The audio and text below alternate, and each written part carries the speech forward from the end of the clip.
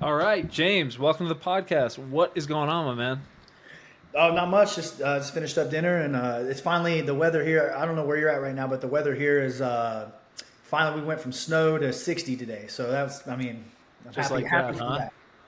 Well, Absolutely. I'm hyped to be talking, man. You know, we had a messaging and we were getting set up, and a lot of people recommended that we chat. So, the question I usually kick off with, man, and also your background. I want to talk about your background in fighting and wrestling and all that. Yeah. But can you could you give us the overview right now of what your business is and what your role in your business is? I dabble in a bunch of different things, but my primary I have two big like two pillars that I focus on. One is going to be real estate, and when I say real estate, pretty much like all things encompassing, right? So we do a little bit of everything. We do a little bit of flipping, not ton. I would say I flip 1 to 3 a year. Not a big player. Wholesale, once again, not a big player. It's not my primary thing. Buy and hold, that's my specialty. Property management, we've really ramped that up a little bit this year, and then coaching. So those are like I call it the 5 pillars of my real estate business, and that's really what we're doing. But my primary focus would be like acquisition and buy and hold. That's pretty much in the real estate realm. That's what I'm doing. Burn method type stuff, mixed in with some creative stuff as well, and you know, get buying houses with no money in. That's my big thing. Is having no money into these houses, and so yeah. As far as the real estate goes, there's that, and then there's the fitness side. So I have a few different gyms. I have one MMA and Jiu-Jitsu gym here in Lee Summit, Missouri, and then we also have I'm a part of a fitness franchise. It's not a franchise; it's privately owned. My partner and I. He owns 12 locations. I'm a part of two, and we're about to break ground on our third. So they're called TR Fitness is the name, and they're just like the premise is a little different. We typically go into towns with a population of 5 to 15,000 with no competition. So we put a way nicer facility than you would expect in that population. Put a thumbprint, one employee there, bare bones, no shakes, none of that crap. Just bare bones, really nice equipment, rubber floor, red iron building, bare bones it, and they crush it. They do really well. Dang. Okay, got it. So you got a few different things going on, man. It sounds like, and everyone has said you got your hands in some stuff, in different things, but doing really well with it. So how do you balance your time? How do you think about your time spanning across, your real estate portfolio, doing deals with people, gyms, like I'm sure you got hobbies. I don't know if you have a family, but like, what's your methodology on time management? Well, I'll let you know when I figure it out. No, no, I think I have two kids, so that right there is a huge portion of my time. But I think a lot of it, man. I think a big part of I've learned this in the past probably 5 years has been really big on this, and that's just two things like teaming with the right people and delegation. And my personality, I don't know if you're big into personalities at all, but I'm an ESTJ for those of you guys watching. If you know what that means, I'm a control freak. I really want to micromanage it, and I'm not very good.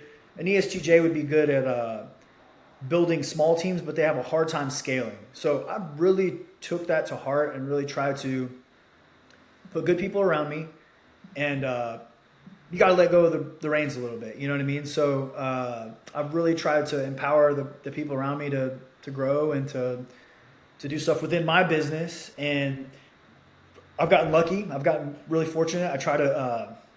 It's pretty crazy because I'm very big on building within network, right? So like a lot of these guys I've mentored myself, my entire property management team are kids. I shouldn't say kids, guys from the gym that I've mentored, taught them real estate, taught them how to do this, and we have built a team on property management. And the general manager of my MMA gym is also my right hand man in real estate, and he's also a real estate agent. So we're all kind of like in this cohesive network that we're all kind of doing stuff together. Like my property management meeting and my gym meeting are very similar. There's a lot of I think there's two or three of the same faces in there. So that's been really big. Is just like getting the right people behind you that you believe in, and yeah, man, I've been really big on this year. I know I'm kind of ranting, but I think there's another portion of this that not a lot of people talk about. And I saw this thing today,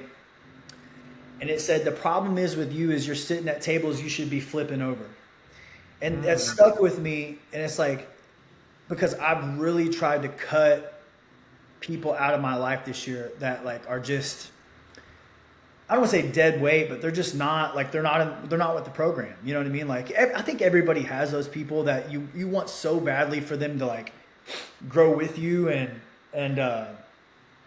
it's almost like you want it more than they do. And I've just cut those people out, and I got to tell you, it's been great. You know what I mean? It's been you don't have to like make it like an event or anything like that. It's just like keep these people here. So I think obviously getting the right people with you, but also getting the right people away from you is big on that as well, to answer your question. Dang, I love that, man. I guess like, have you with your business, have you gone through phases of like, all right, I have different systems and different people around me for doing flips or doing rentals? Like, has it changed over the years, or when you kind of got into real estate? Did you have one path, and that's kind of the path you've like stuck with of doing deals with low money, no money, or has it changed? And as you've done that, have the people around you change, your team change, stuff like that? Yeah, the people constantly come and go, and I think as a business, as an entrepreneur, just in general, I think it's important to be auditing who's in your business regularly. And so people you should be evolving. And if your team's not evolving with you, then you need to audit them and see, hey, is this person do I have the right person in the right chair? Do I have, you know what I mean? Like just making sure that the right people are in the right place. And so to answer your question, yes, but my primary focus in real estate, there's kind of a story that goes along with this. So I was fighting professionally, and I was in the UFC, and I'll never forget this. I woke up at like 2 a.m. and I almost had like a panic attack, and I just couldn't shake the fact that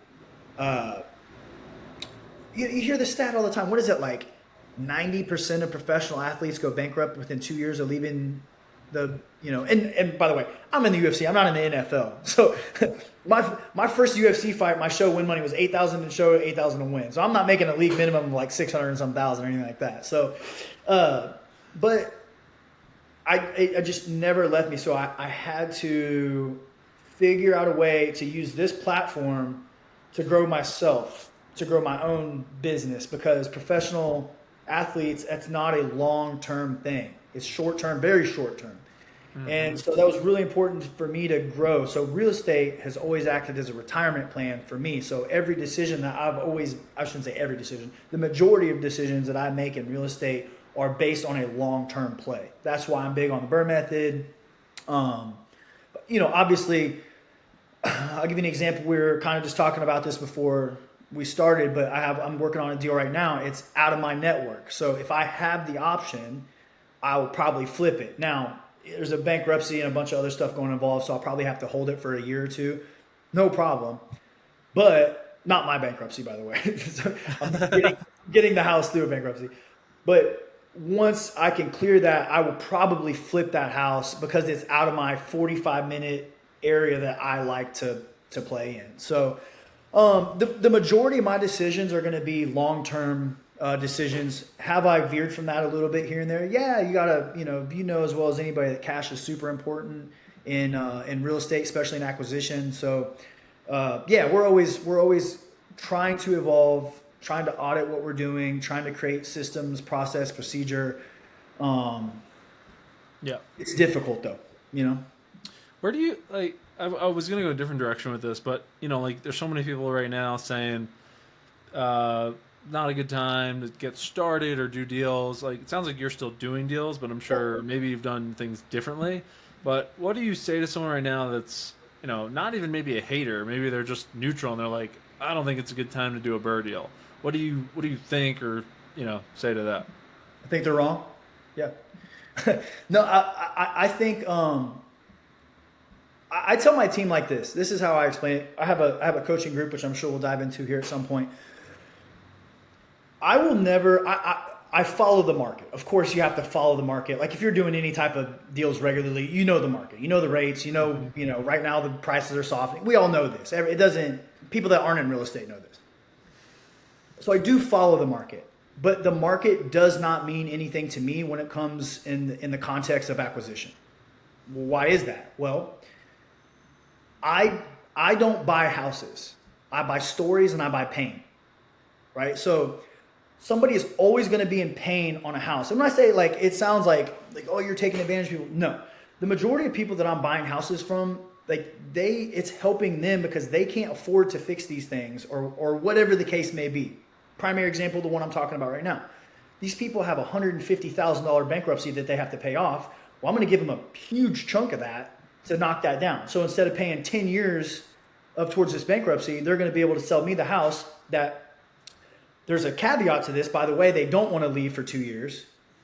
You see where I'm going with this? So I'm actually doing them a service. I said, listen, I'll get you under contract. I'll let you stay here until your son graduates for 2 years. I'll renovate the house because it's not, they took care of the house. Normally I would never rent back to somebody that's in this trouble, but the payments were non-circumstantial towards the money. They have the money they've been making and medical bills and stuff like that. And then there's this, it's kind of, they've demoed a bunch of the crap. And so the house is not worth what they, so it's actually helping them.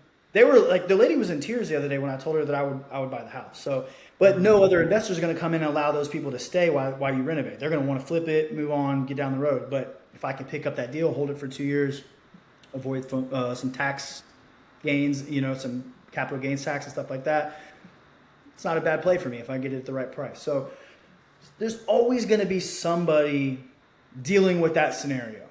And where else I would go with this is I think more so than real estate, one thing that I've noticed, this is the first time you and I have ever really connected face to face, but one of the things I noticed is you have an amazing personal brand.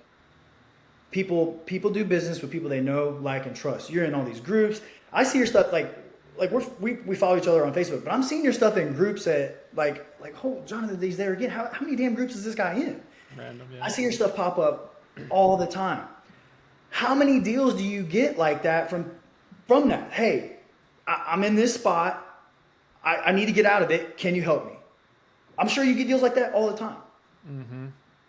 So just becoming that person, the expert in your field. In my town, if you want to do MMA, I want to be the guy you call, right? So I am known as that guy, that MMA, and I'm becoming more established in the real estate world. And if somebody knows me and they need to move their house quick and they don't want to mess with repairs and stuff like that, I want to be the guy they call.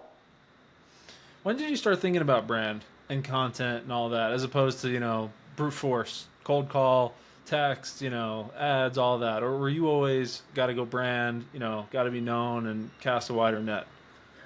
Well, I learned that from fighting because I had a personal brand, from fighting. You kind of, whether you want to or you don't, you build one through fighting. You know what I mean? Like if you're on TV regularly, you know what I mean? Like whether you want it or not, you have one. So right. I don't have the patience to do the cold calls, and I don't spend $1 on marketing. I don't do any of that. So I don't have the patience to do that. And I don't have the patience. I've tried to do it, build, the VAs, and I just don't. It's not the type of business I want to mess with. It's too much. It's too much work for me. So I shouldn't say it's too much work. I don't mind working. It's very inefficient for me. And I know guys that do it and absolutely crush it. I'm not one. So you know what I mean? I've always kind of had the brand thing working for me. So piggyback off of it, and I got deals early on accidentally, you know what I mean? Before I was even the real estate guy, people were like, hey, I got this out. I guess, let me see if I can find the money, before I was even in real estate, So I want to be that guy that they call. So I think that's, and then as we got into the business, now you kind of just have to own it, right? You're getting these deals accidentally. So what happens if I turn the faucet on, And then of course more deals come, as I'm sure you know. Did you have any imposter syndrome, or feel like you were known for, being a fighter and not a real estate investor? Did that ever cause any problems, or not really? You jumped in and, people took you seriously, they saw you were legit. I gotta be honest. I've really never worried about what other people think of me, dude. If you're in fighting, man, you get thick skin real quick. And think about any sports team. If they lose, think about how many couch potatoes are running their mouth about how Patrick Mahomes could have thrown the ball different. You just get used to it. You get used to the noise. You know what I mean? So Yeah. I learned early on, and I think maybe if you don't take any piece of advice out of this call today, this bit really helped me. Somebody told me this one time. What I learned early on is if there's 100 people and 98 of them love you, they love everything about you. They love what you're doing. They love your morals, ethics, all that. They love everything about you. There's going to be 2 people that hate you, not because they know you, only because 98 other people love you. That's the only reason. They just want to go against the grain. And that really bothered me early on in my career because, like, I remember I fought a guy named Jamie Varner. He was a former WEC champion. And I went out and dusted this dude. First round, just smashed him bad. And I still had people on there running their mouth saying about how, like, I sucked. And it's like, hold on. Like, I don't even think I got hit. Like, what? And it's just like, you can't please everyone. And that moment right there, I was just like, okay, I shouldn't worry about people's opinions of me anymore because it doesn't really matter what I'm going to do anyway. Whether I win or lose, they're both going to bitch either way. So what does it matter? Yeah, 100%. What is your? We just kind of jumped in. What does your like portfolio look like now, or like the volume of whatever you're doing, and a team if you have one, like number of guys or girls, and what they do in the business. Yeah, so we're sitting between like 50, 60 rentals somewhere in there. I would say if I had to get 55, if I had to guess. And I have a couple commercial as well.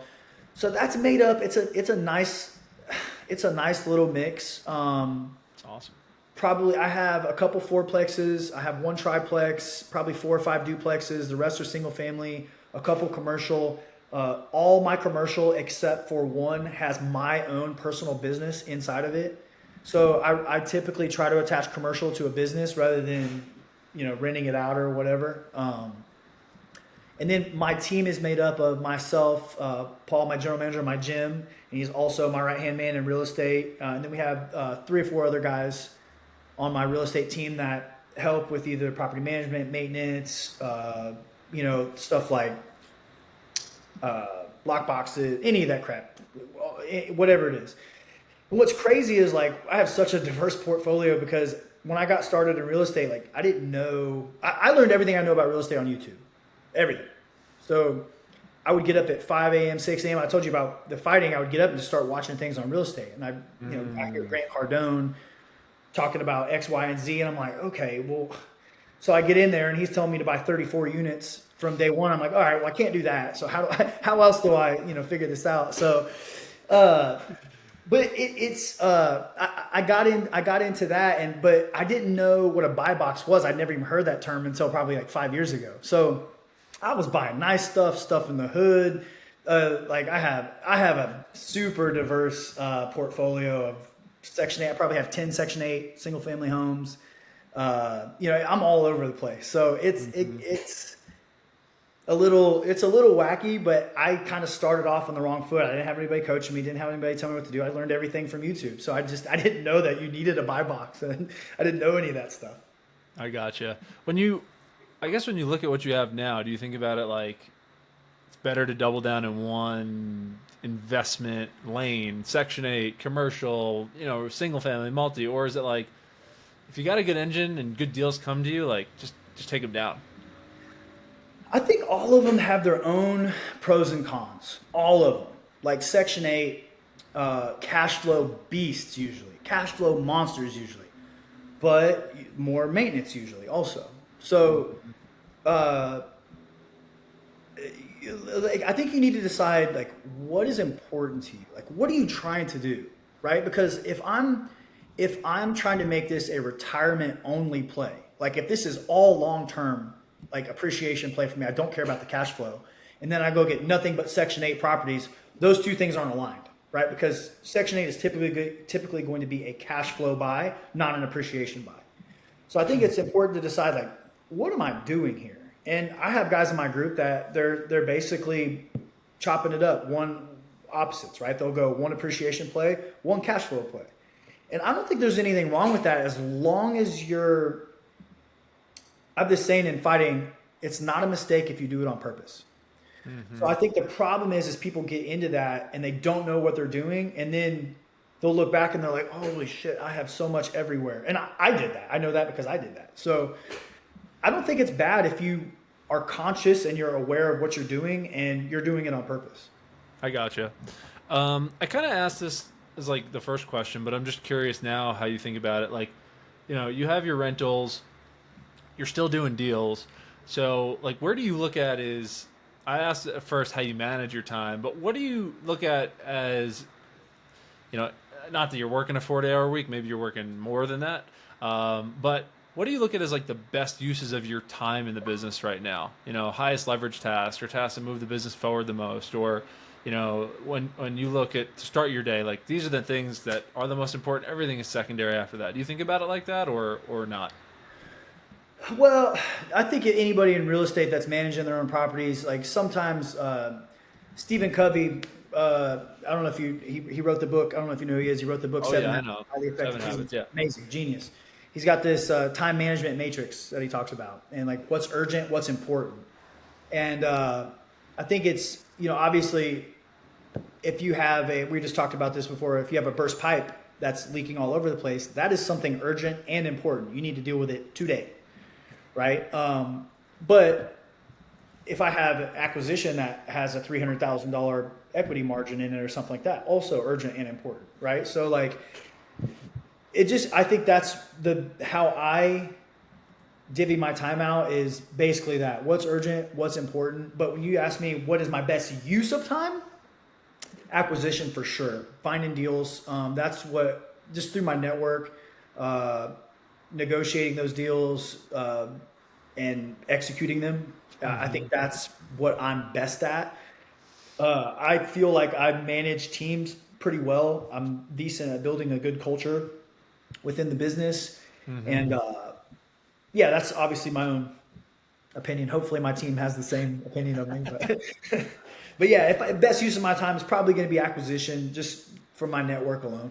I gotcha. And then as far as like team structure, how do you have it set up in the sense of like management? Does everyone come to you? Do they go to your GM? Does like we've heard some people say, I have one COO or GM type. I just communicate with them. Everything else rolls through them, and then I have one throat to choke. Like, how do you think about it? Or is it like, hey, whatever's most important, I just jump into, and we got to get it done, or any way that you like to think about it?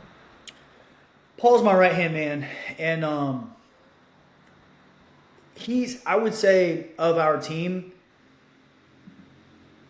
I could get rid of the maintenance guys right now, and I could fill them in with other people. It would be more expensive and blah blah blah blah.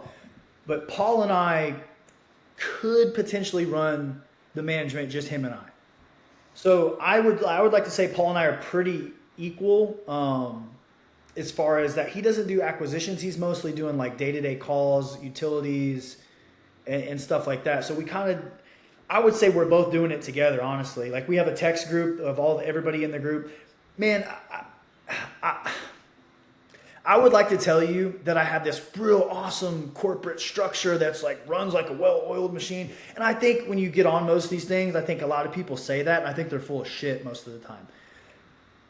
I have a small group. I'm not a big corporate team. Like, we're very hometown feel. You know what I mean? Like, we're doing most of it ourselves. We're making the calls. I'm calling the plumber. I'm not. Paul is. But I'm doing the acquisition. I just drove an hour the other day to look at this property I was just talking about. I do those things. Like, I'm in the business regularly. Now, I know you could argue, like, are you scaling? Probably, whatever. It's worked for us. So, sometimes being in the business more is required. Sometimes working on the business is more required.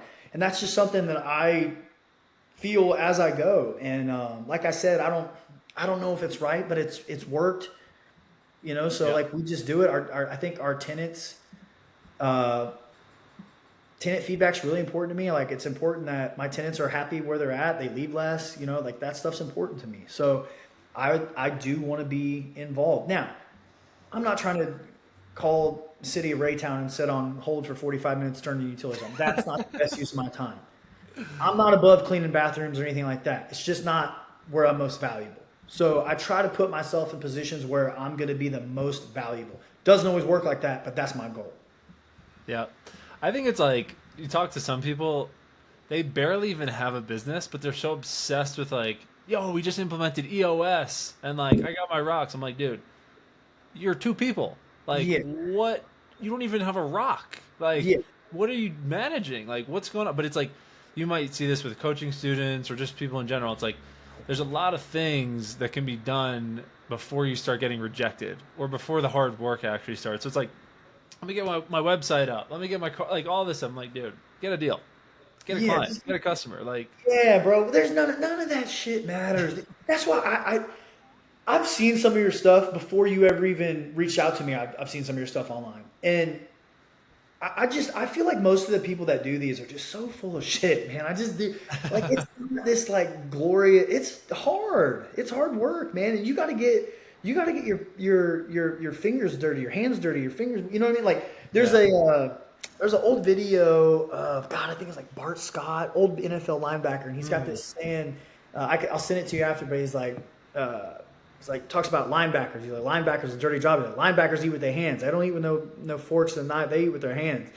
And I feel like that's what I am. You know what I mean? Like that's my place in this business is that. And like I said, I don't think everybody agrees with me, but I think most of the guys that talk about this stuff are full of shit and they don't know. And like, or they're like what you're saying is like they're two people and they're talking about a COO and they're more worried about positions. You don't have a fucking deal. Like, you know what I mean? So it's I'm a little different because I really don't do the real estate meetup stuff. I just focus on my group, man. I keep my head down and I just hustle and I grind. And because I've done that, like I've been invited to speak and stuff like that. I'm just like, I didn't even know you guys knew who I was. You know what I mean? So like, I feel like people are focused on the wrong things sometimes. And the majority of people in real estate that are like doing it aren't really doing it. And, it's just my observation. I could be wrong. 100%. I do want to talk about some other topics. I want to talk about like your background, fighting, and fitness too, actually. But on the real estate front, I know you have some stuff going on, some projects that you're not sure where they're going to land or a little under wraps. But like on the real estate front, where would you like to see the business go? Like, let's say we talked, what is this? February, 8 months from now, end of the Yeah. year. It's like, what would make this year a good year, if you look back real estate wise? Or is it like, let's just keep doing good deals? Like, I don't have a number, but, let's just keep doing good deals. And when it makes sense, it makes sense. So I think goal setting is super important. Very important. Mm-hmm. The problem with goal setting is if let's say you're a one-on-one coaching student of mine, if you Yeah. come to me, the first thing that you and I do, I don't talk about real estate at all. Show me your financials, and I want to talk about your goals. And so if you tell me, hey, I want to take down 10 deals this year, five deals, whatever the number is. The problem with that is I feel like people get so infatuated with hitting that number is they'll buy 5 shitty deals when they could have done that in 2 good ones. And I did this. I did this in like 2022 or something. I bought like 25 in a year. But I did 10 last year. The 10 that I bought last year are way better than the 25 I did back then. And I think that's really important. So to answer your question, on my goals, I have 10. But I don't even keep track, John. I really don't, dude. Like, I want to get good. I call them, in our group, we call them hammers. I want to get a hammer deal. I'm not doing those, hey, this is kind of tight. I'm not doing that shit no more. Like, I want to do a hammer deal where you can't mess this up if you wanted to. Those are the deals that I'm after. And direct to seller type stuff, like, you know what I mean? Like, I know exactly what I'm talking about. It's like, dude, I'm tired of doing if I can make this work, nope, not doing those anymore. It was a home run, hammer, absolute hammer. I got a beast of a deal. And like I told you about the deal, 200 ARV, 95-ish purchase price, probably 25 rehab. You know, there's a 70,000-ish margin there. To me, that's one of the worst deals I've done this year. You know what I mean? I'm hitting home runs. And that's the only deals I want to do. So, but 3 or 4 of those is just as good as 7 to 10 of the tight deals, you know? And that's just how I've looked at it. So 10 is my number, but I'm not dead set on that because I want to hit hammers. You know, I want to get those home runs. I want to get those hammer deals, and that's really all I'm worried about. I gotcha. I'd love to talk. Maybe you have a lot of thoughts on this. Maybe you don't. But just being that you're in the gym business and also like a background with a lot of fitness and that sort of stuff. Like, do you find that there's a lot of the people that come to you like in real estate, they're interested in fitness as well? I guess I'll just start with that.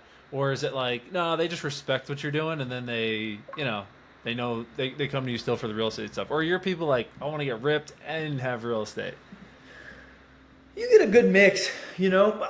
I will say this. I think there's an insane amount of common things in real estate and Brazilian Jiu-Jitsu. I think Brazilian Jiu-Jitsu is amazing for real estate. Any real estate entrepreneur, real estate agents, any of them.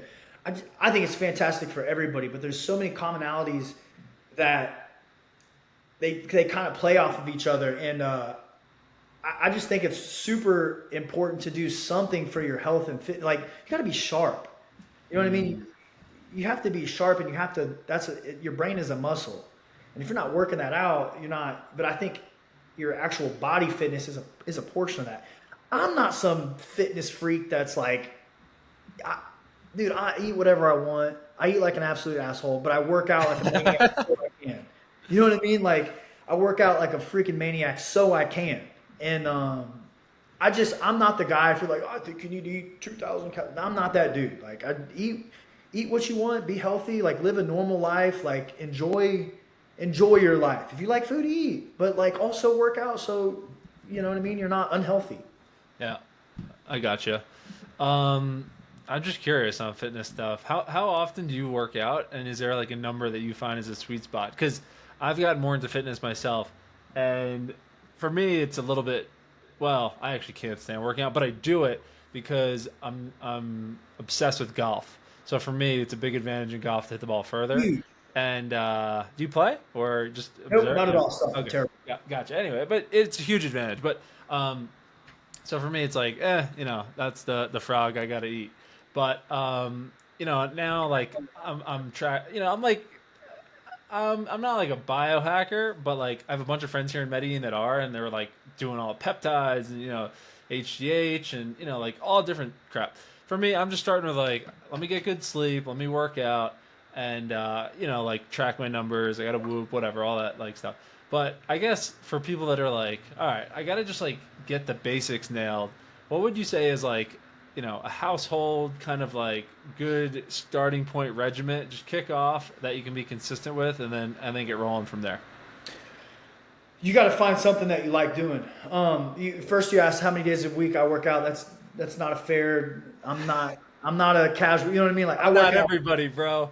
Yeah, I work out a lot. I love it. This last week I worked out 7 days. That's That's not normal for me though. I just started lifting weights again. So I've done jiu-jitsu 3 days a week for the last 2 years. Before that, I was doing a professional athlete schedule. So I was working out 2-3 times a day. Damn. Yeah. But I think it's important for people, like if you want to be fit, you want to be healthy, you have to find something that you enjoy doing. Running, walking, jiu-jitsu, go play freaking pickleball, whatever it is, you got to find something that you enjoy doing. That's the first part. Now, like when you start getting into like supplements and stuff, like if you are, how old are you? I'm 31.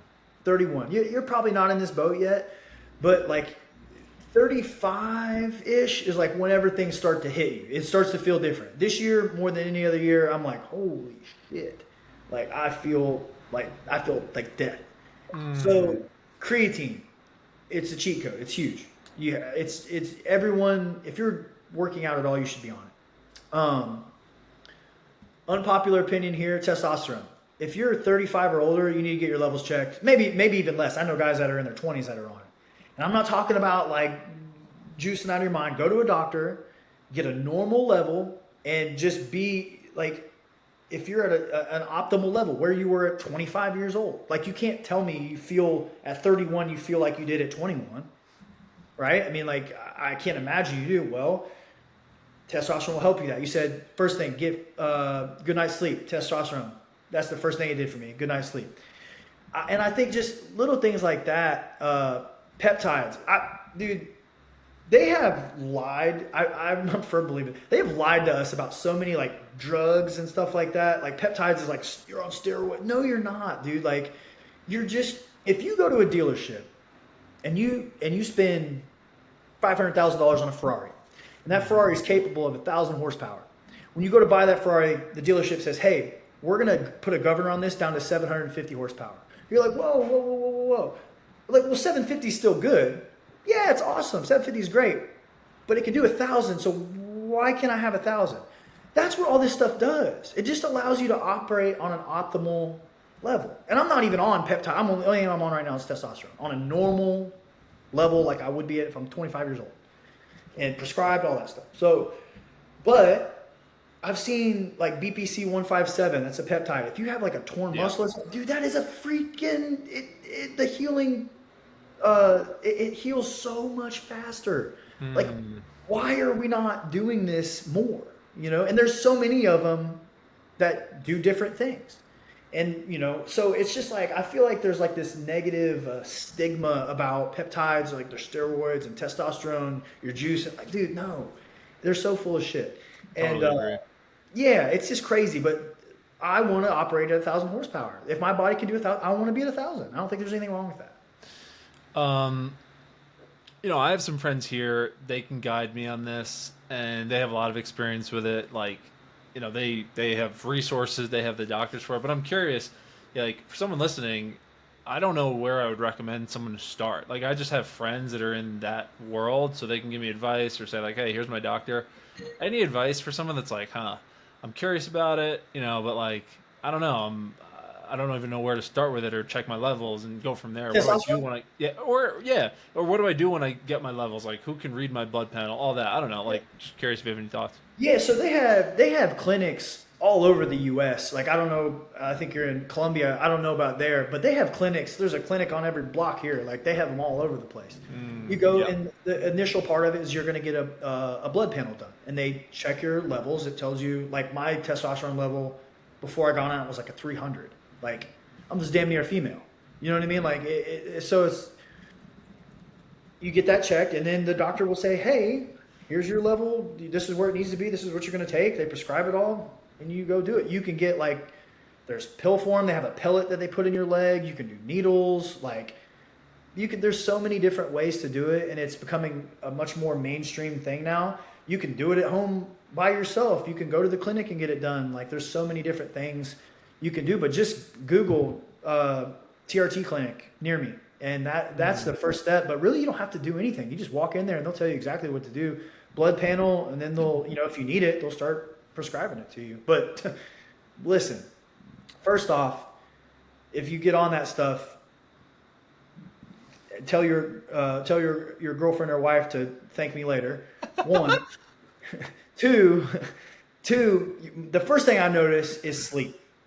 Wow. My sleep is so much better because it usually takes like 10 times better. It's not even close. They say it takes like a month to even up to 6 months for it to take full effect. Immediately, I noticed my sleep was different. My sleep, I hit that REM sleep. So whenever I was fighting, I had this thing that could tell how many minutes of REM sleep I got. I was averaging like 1 minute a night of actual REM sleep, that deep sleep. Whenever I got on a test, dude, I sleep like a baby. I sleep like an absolute baby every night. Wow. Yep. Also, testosterone is a natural anti-inflammatory. So I have a herniated disc in my neck. I would be in tears sometimes. It hurt so bad. And I also had tennis elbow where I couldn't even freaking lift my elbow up. Both those things are, my neck is obviously still jacked up, but not, I can operate on a day-to-day basis. I haven't heard it in a year or two since I got on it. This went away in 3 months. Like I didn't even notice. Somebody was like, "Hey, how's your elbow?" And I'm like, "Shit, it's not fine," you know. But all those little like nagging injuries that I had from fighting, they all kind of went away when I got on it. And now I just started lifting again, and that's more for maintenance of the body and stuff like that. Say when you're 30 years old, you lose like 1 to 3% of muscle mass per year if you don't work out. Mm-hmm. So, dang. Yeah, it's crazy, man. I feel like we've been lied to though. Totally agree. It's crazy. I mean, that could be a whole other podcast, but I guess The first thing is get educated. Whatever you're going to do, whatever you want to do, go educate yourself. Get your own opinion. Don't, you know what I mean? Like if you want to get on TRT before you make that phone call, go on YouTube, go online, educate yourself. Like just learn about it. And don't go to these stupid sites that like go on like somewhere like, this is going to sound stupid. Go on like Reddit or something like that has like a unbiased, they're not trying to sell you anything. Somewhere, get different opinions and then form your own opinion and then make the call, right? Just get educated. Bro, we could do a whole other podcast just on this, but Man, you let me know when. I want to get you out of here. I think we're gonna have to do a part 2, but I'm in, bro. James, hit me with where can people check you out? Also, real quick, actually, before that, what's tell people a little bit about your mastermind, just because I think your energy resonates with people, man. You have a lot of deals. You got different, you've done cool stuff in life, but what's the deal with the mastermind? How do you help people? Who's it for? All that. Yeah.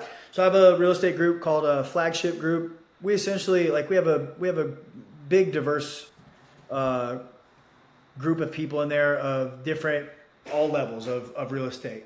But if I were to have to say, hey, this is one thing, I would focus on in my opinion, my specialty would be buying houses with no money in. So whenever you refinance this house, you'll absolutely have no money in the deal. And we've done a lot of those in the last year in my group. And we're talking about people that had, no deals. I think we had one guy do 3 deals in his first 6 months with me. And, he's crushing it now, absolutely crushing it. He's got a couple $100,000 in equity in these houses now, doesn't have a dollar into any of them. And that's not just one guy, there's many of them there. So we do a weekly Zoom call, talk about all things real estate. Once again, I'm homegrown. Like these guys, I have a plan. Like tomorrow, it's every Tuesday at 2:00. Tomorrow, you should jump on if you're ever free. But tomorrow, we're actually going to talk about that Excelsior Springs house, the house that I was mentioning on the call. It's a weird one to comp, so I'm going to go in there and we're going to talk about why it's weird. I gave everybody, I said, hey, I want you guys to comp this house. The closest person gets a free session with me, a one-on-one session with me. And it's kind of difficult to comp. Like there's some weird little, like there was one anomaly in there that sold for $135,000. I have it at 200, right? There was one anomaly, but you can't, why is that anomaly in there? And you have to start deep diving and asking questions. And so we're going to talk about that in the group, but we have another guy that's got a deal that's a little difficult. So we're going to break that down live on the call too. Could be anything, whatever it is the group is needing. We go rehab stuff, refinance. We have lenders on all the time. We have hard money lenders. We have regular lenders, CPAs. We have guests all the time. Matter of fact, I need to have you on, actually, now that I have you in front of me. Just people that are crushing it. Different strategies. Like I see you're in Airbnb quite a bit, right? Yeah. Well, I've been there, 8 Airbnbs. And I have never had like an Airbnb specialist on my call. Love to have you sometime. Dude, let's do it. I would love to. Yeah, absolutely. I'll hit you up offline, bro. But bring it both ways. Anything that we're just trying to grow, so it could be a number of different things. But I do one-on-one coaching and then group setting stuff as well. So it's a fun time. Epic. And what's the best way for people to get in touch? What social media Facebook, or contact info? Okay. Yeah, I'm on Facebook mostly. Search my name. I have a page and I have a personal page and like a fan page from fighting. But you can get a hold of me. Just shoot me a message on there. I'm on it every day. I see them all. I'll get back with you as soon as I can. Epic. Well, James, this was well worth the wait, my man. Excited that we could do it, and you lived up to the hype and beyond, man. So I want to say thanks for coming on, and look forward to watching you crush 2025 and whatever you take on next. Thank you, bro. I appreciate you having me on, man. Thank you. All right, good deal.